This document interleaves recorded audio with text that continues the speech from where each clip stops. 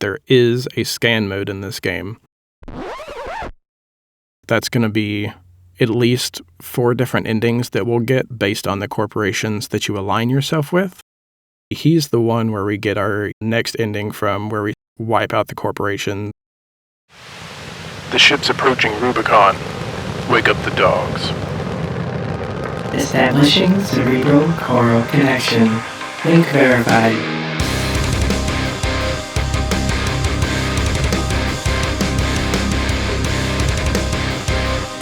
Hey there, pilots. This is Noisy Wren, transmitting the Rubicon Dogs podcast from somewhere out among the stars, bringing you all the armored core data you need to survive the battlefield. Let's get to it.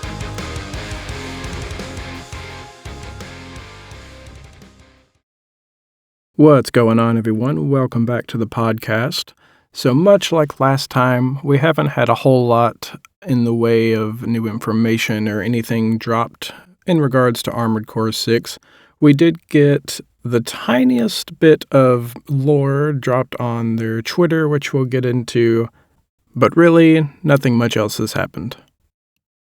So I don't have a guest for you today, but fortunately for you, we've reached that time leading up to AC where I drink entirely too much coffee and just wildly speculate on things based on images from the pre-order, the trailer, things like that. So we're just going to jump into the weeds today and take a look at background images and things that I notice and just wildly speculate on things about the upcoming Armored Core 6 sequel. Though before we get into that, I just want to give a shout out to really all of the Armored Core content creators and community. Definitely the hype is real leading up to AC6, and I and many other content creators have been going back through some of the old games and either kind of refurbishing old stuff that they've posted, making brand new tutorials. I'm kind of going through Armored Core 4 Answers order arena matches and just doing shenanigans. So I did the first, probably third or so, with nothing but a super lightweight with blades, and then I went through another good chunk of it with nothing but rockets, which, for those of you who don't know, blades being super short-range energy weapons, and then rockets don't lock on, so they're just kind of free-fired, unlike nearly every other weapon in the game.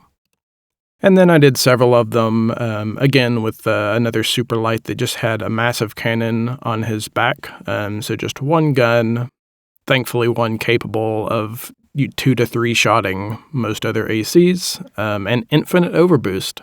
So that's always fun. Just a high-speed mobile cannon, which I'll be showing some videos of that guy on my YouTube, along with just shorts of all my arena matches. They all took under a minute, so it's nice they fall into the YouTube Shorts category.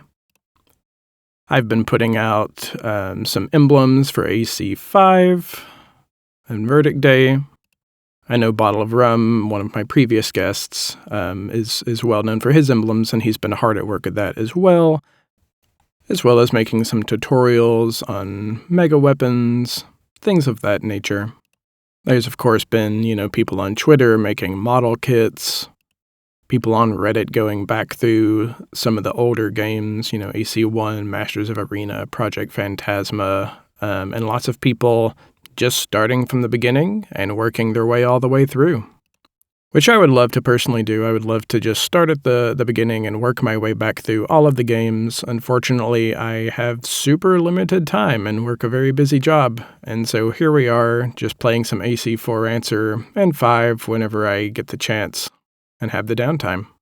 Now, will I suddenly gather a lot of more time to play Armored Core 6? Yes. Will it come at the detriment to, my sleep and life in general? Most likely. But that's fine, right? That's fine. I'm sure there'll be absolutely no bad side effects. So, speaking of Twitter and social media in general, that has been the only place where we've gotten really any sort of new information. And as I mentioned earlier, it's just the tiniest bit of lore that they gave us on the official Armored Core Twitter page. And it mentions how the Great Calamity is known as the Fires of Ibis, which then leads us into the question of why Ibis, who that is, what does that kind of allude to? Now, you could go kind of the mythology route, Ibis being an Egyptian god of wisdom and scribes, things like that. You could just assume it's something entirely unrelated to anything, and they just thought it was a cool name. Or you can go back all the way to Armored Core Silent Line, which also had an Ibis. In that game, Ibis was a main AI, was the main antagonist of Silent Line, so an artificial intelligence that protected the layered cities behind the Silent Line, Layered 2 specifically, which, for those of you who haven't played through Silent Line, the Layereds being these underground megacities developed by a couple of governments in order to save humanity as the surface becomes kind of uninhabitable, which we've talked before. It's a very kind of typical Armored Core storyline that some disaster happens or that humanity destroys the environment and they have to leave the planet going either underground or up into the atmosphere or leaving the planet entirely. And again, AC6 seems to be very much in that same vein of things. But what relation the Fires of Ibis has to any previous games Ibis, if it's just kind of a fun throwback, much like previously we had mentioned, they use a lot of things that kind of throw back to other parts of the series. And I'm sure a lot of it is just for that kind of nostalgia effect, right? They know they're going to have a lot of returning players from previous parts of the series. But still, it could be something new and interesting, and it could be, even though the main storyline doesn't tie into any of the other games, it could kind of allude to some of the other games, right? And speaking of the Fires of Ibis, so one thing that's kind of interesting is in the trailer, the original, reveal trailer, they show a planet, presumably Rubicon, get hit by this massive, red flame through space, destroying the planet, and a lot of the screen caps and everything, show this planet and the surrounding space engulfed in this kind of plasma-like flame. But if you take a closer kind of look at that, in that screenshot, in that part of the video, the fire is coming, from farther out in space and passing by that planet, which either means that the Fires of Ibis, the Great Calamity, did not originate on Rubicon, though they do pretty much say that it does, or that the planet that they show, at least in that piece of the trailer, is not actually Rubicon 3. Though it's interesting, because the planet that the Fires of Ibis, originate on is Rubicon 3, but they do reference in a lot of things just approaching Rubicon or just the name Rubicon. Now, whether they're just shortening Rubicon 3 and calling it Rubicon, most likely, but it's just this interesting snippet. The Great Calamity happens on Rubicon 3. Your ship, arrives at Rubicon, and then there's parts of the trailer showing that the fire starts somewhere else and then kind of hits the planet and passes by it. So again, might not mean anything, might just be unrelated, ramblings from a crazy person, but it's just an interesting little snippet. Or does it mean that we get to travel to multiple planets? That would be a new one for sure. Space combat, that would be awesome. I really don't see either one of them happening, but man, it would be nice. So later on in the trailers, we see ourselves drop out of space and approach this kind of city mining facility thing, which in several places has this logo kind of plastered on the wall that says RAD or RAD, which presumably is either the name of the facility or the corporation that owns the facility, something to that effect. And an interesting kind of tidbit is we see a lot of the gameplay that definitely comes from within this facility. So alluding to that, single really long missions that they talked about, a lot of the stuff we see is kind of working through this facility from the very top floors and infiltrating it all the way down to that big kind of grinder robot, which also has the RAD logo on it. So it's definitely from that facility, definitely related. And there's a lot of enemies in that facility that seem to be kind of rogue mining equipment, which makes me think that the coral is something that has to be mined for. Now, whether all of the game will be kind of in relation to these mining robots and coral in general, or if this is just kind of one of the areas and part of what you go through, I'm not sure. I expect that it's not all kind of rogue mining operations. I mean, of course, you'll have fights with other corporations, other groups and ACs, things like that. But we also see some other robots. That like giant worm that we see in the desert is kind of one instance of something that potentially could be, mining related, but doesn't give obvious vibes like the grinders and the drills and stuff that we see in the RAD facility. We also see a lot of other environments, big kind of ashy, destroyed cities, some deserts, things like that. I've heard a few people speculate that the whole game just takes place, kind of diving through this RAD facility. I don't think that's going to be the case, but I do think it's going to be one of these kind of major levels. So going back to the beginning of the initial reveal trailer, we see this AC with a backpack kind of scavenging parts. Now, if you take a look at the AC and its makeup, it definitely matches the ones you see in the second trailer going through. It's what I will assume will be at least one of, if not our only kind of starting option for ACs. And I think it serves in the trailers as kind of a placeholder for the main protagonist, right? But it's interesting that he's sitting there, picking up parts and stuff and putting them in the backpack when in the background is where most of the main first trailer takes place. So you see explosions and fighting kind of off into the distance, and then it zooms over in on those. And some people have speculated that this means we can, go to kind of reconnaissance missions or ones where we can go and just scavenge parts, or that there might be some kind of recovery missions of having this backpack on and going to pick up and collect things rather than fight, or maybe having to defend it or kind of infiltrate without getting a lot of damage, things like that. It would certainly be an interesting way to go. It's not something that AC's really done in the past with regards to having a non-combat mission. I mean, there's been ones where you just have to go and retrieve something or go and destroy a specific obstacle, and you don't necessarily have to fight through everything, but just a kind of reconnaissance and scavenging mission, I think, would be new to the series. And it's not that it's, not welcome or anything like that. No, I think it would be a lot of fun, but I just don't actually expect that's going to be the case. But maybe they'll surprise me. Also related to that AC is the model kits that we get.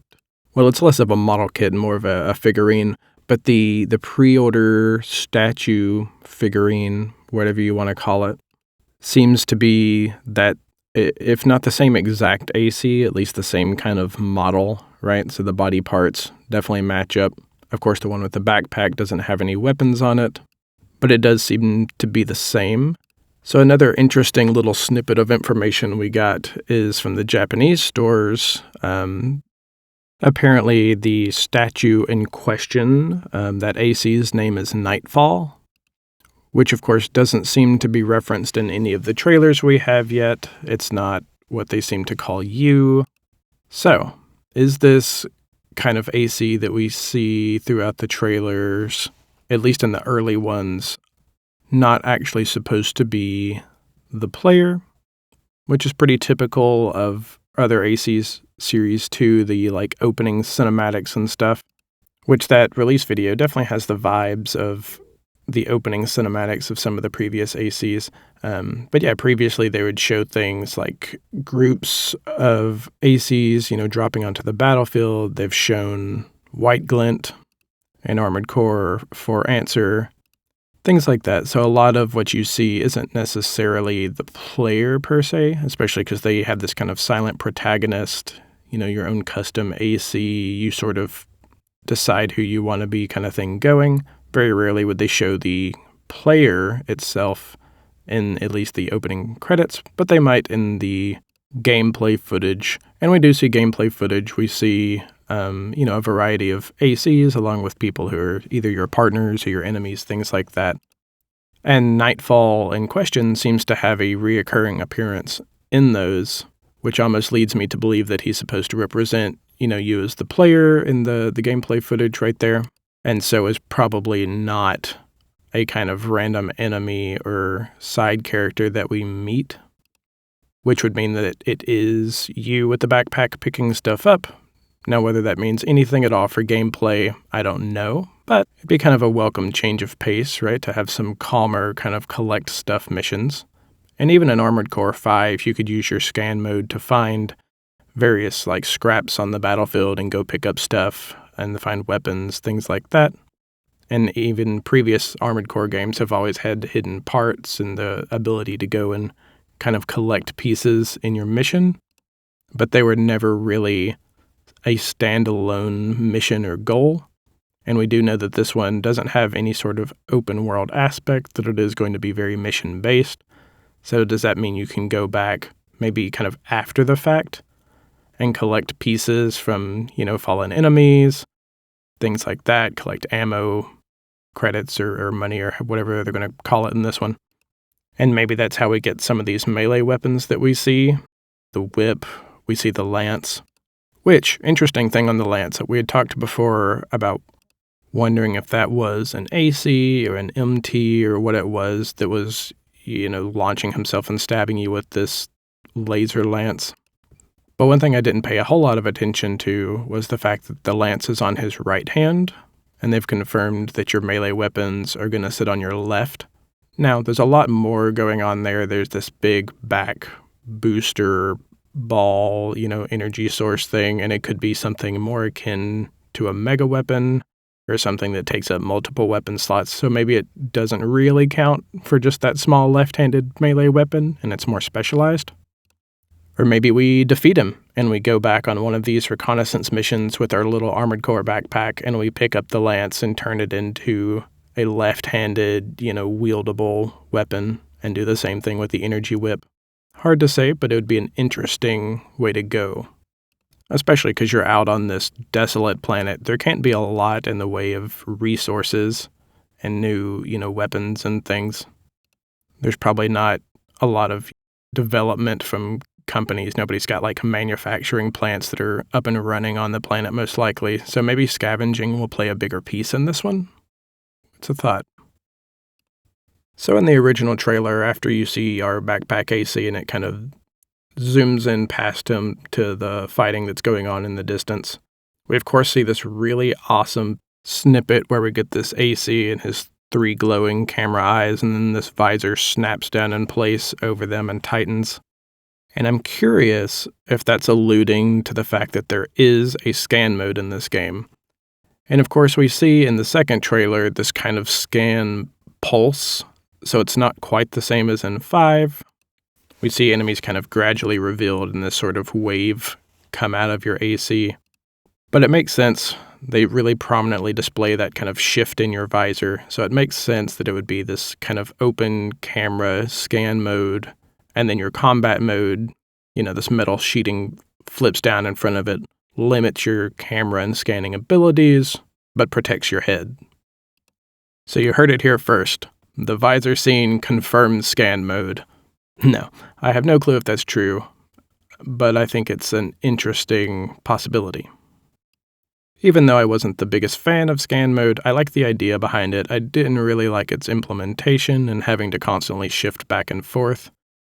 But as long as it's smoother, or maybe it's just on its own kind of dedicated button and we just get this scan pulse, or maybe it's related to your radar, things like that we've talked about in previous episodes, I think it would be okay. I don't hate the idea of the scan. I just didn't really like how it was implemented in 5. Especially that your energy recharged faster while you're in scan mode, so you got this constant shifting back and forth. So we'll definitely have to wait and see.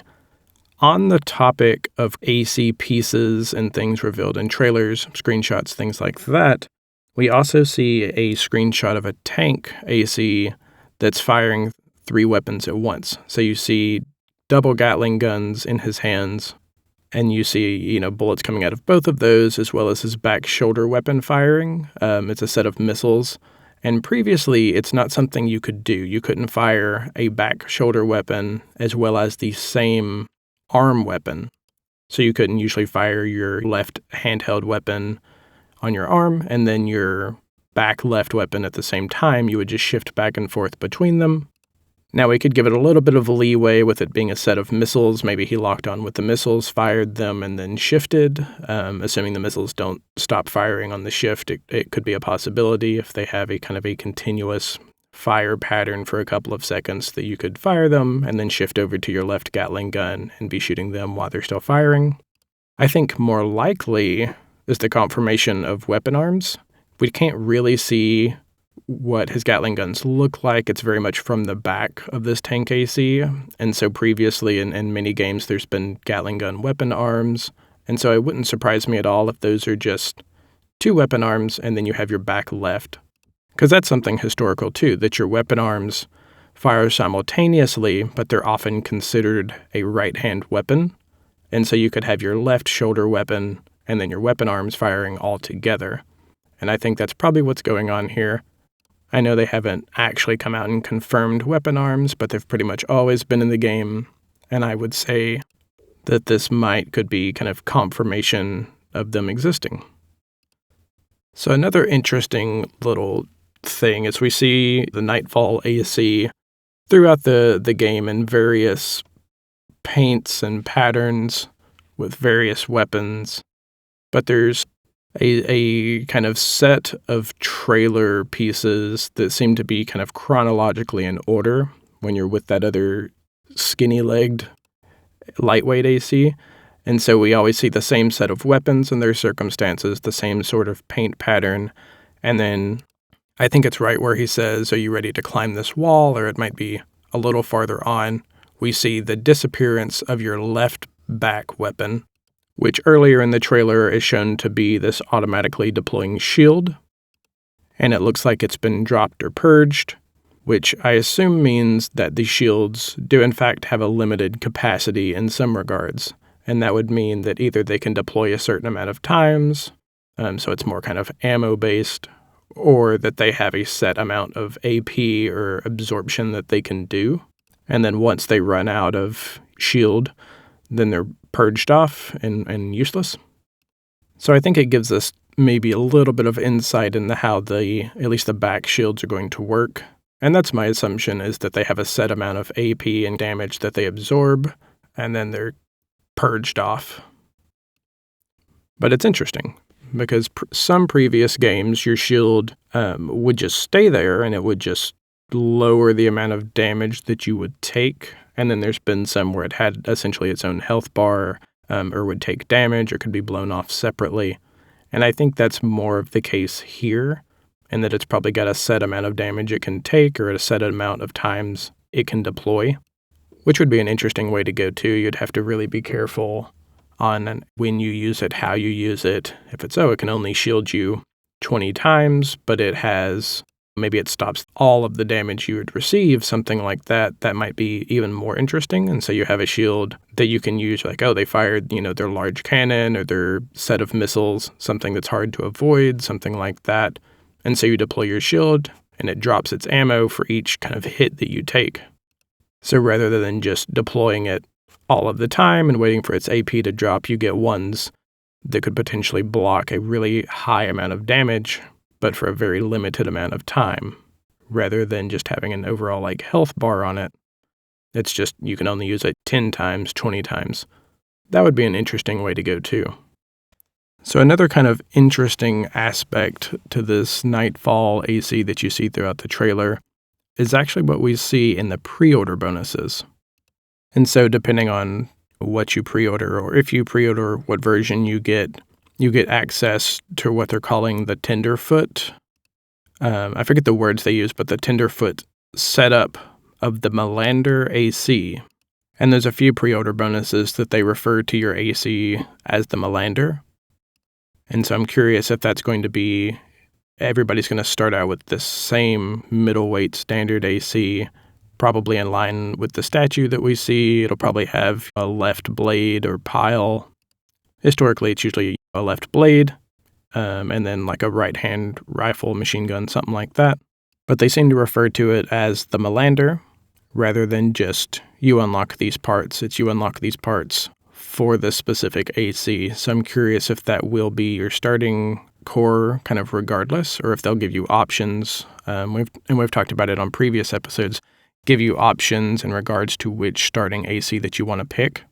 I kind of hope it's that route. If they do force you into using the specific Melander AC, then I do hope we get access to a variety of early parts and different things to try out. Kind of like the idea in the previous games of being able to align with usually it's aligning with a certain organization, and then you get an AC based on that, and it could be light, heavy, energy-based, solid-based, something like that. But I do like that idea of being able to kind of choose your starting setup rather than being forced into a single thing. But depending on how they do it, as long as they give you access to a variety of stuff, it could be an interesting way to go. But it's also interesting that they do refer to it as the Melander and not the Nightfall, which seems to be the statue in question. So, does that mean that there are multiples of this sort of AC? Which actually leads me into something else that we see during the trailer, which is the spot where this large door opens to gradually reveal this row of identical cores. Now, in prior games, you would almost never see the same AC or the same body on an AC. Sometimes in the kind of arena and the Ravens or the Lynx throughout the series, you might see a part or two match, but even that was exceedingly rare. They were usually all kind of unique. And so it's interesting in this one that they seem to show these 4 identical bodied ACs. Now, does that mean it's some sort of group or organization, that it's something more mass-produced, perhaps? Maybe the Melander or the Nightfall is this kind of mass-produced starter AC? It's hard to say, but it's definitely an interesting little snippet that we just don't see. Usually all of your main antagonists, we'll call them, through the series, or partners, things like that, all have not only unique weapons, but unique bodies, and it's kind of the makeup of all of these that you gradually get from the shop and gradually unlock throughout the game.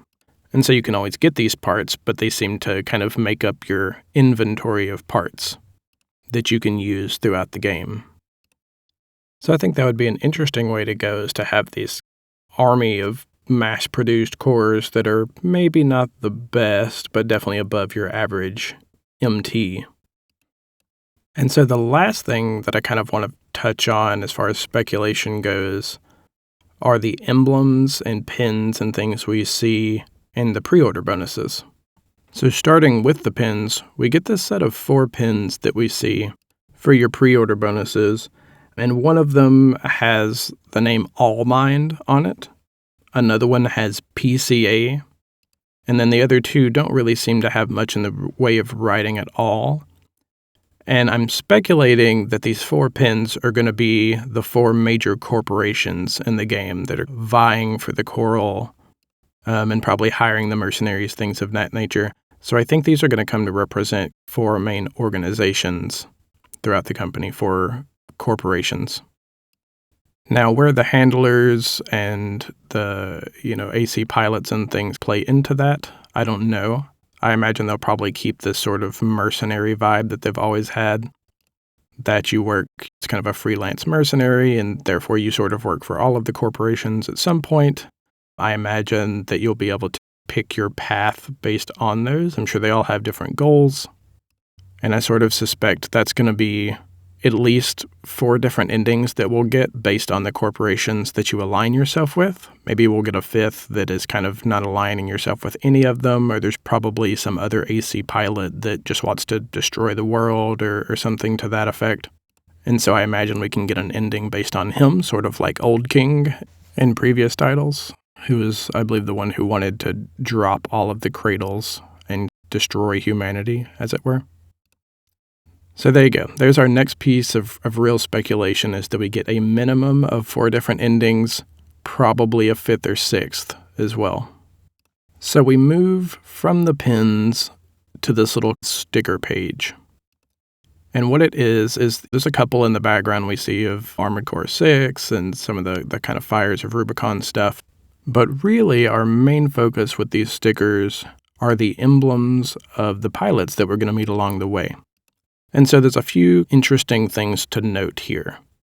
So for the lightweight AC that we see through the trailer, the one that says, "Oh, you're one of the infamous handler Walter's hounds," he actually has a muzzled dog as his emblem.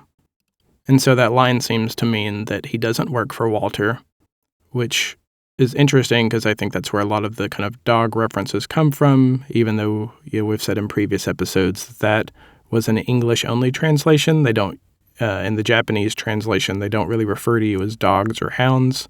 It's just, the mercenary, the pilot, stuff like that. But it does seem to heavily be themed in that direction, even in the Japanese. I mean, the logos and emblems are the same. And so it's interesting. So he's the muzzled dog, but he doesn't work for Walter. Farther over, you do see what I assume is Walter's logo, though I guess historically your handlers haven't really had an emblem of their own, but there's this emblem that seems to be a fist holding a bunch of lines. I think we had expected that maybe it was a hand holding leashes, and so it's, Walter's logo and he's holding his hounds is sort of the speculation for that one, which I think makes sense. But yeah, I assume this lightweight doesn't actually work for Walter since he refers to you as one of his hounds, but doesn't mention it himself. So I think he's just a partner in that mission. And so his emblem in question, that muzzled dog, is part of a set of 8 emblems that all have the same outline and shape to them. Of course, the insides are different, but they are numbered. And so we see him as number 4. What else is interesting is number 1 seems to be this tied fist pointing upwards.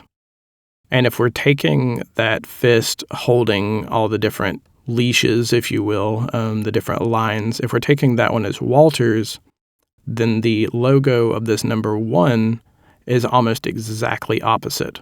And so it's an inverted color pattern of that same fist, and instead of holding lines, it's punching up through, breaking past these lines or leashes. And so if your handler is actually infamous for something, I'm curious if this set of 8, ravens or lynx or pilots, whatever they're going to call them, this set of 8 has formed on something opposite of them, regardless of you working together on a mission. Or maybe he's like, "Oh, you're one of Walter's hounds," and then betrays you at some point in that. We don't know. But he's the number 4, and whoever's number 1 seems to be in kind of direct antagonist to this other emblem that we see. There's also one more emblem we see way in the back corner that to me looks kind of like a black dog silhouette on sort of a red background.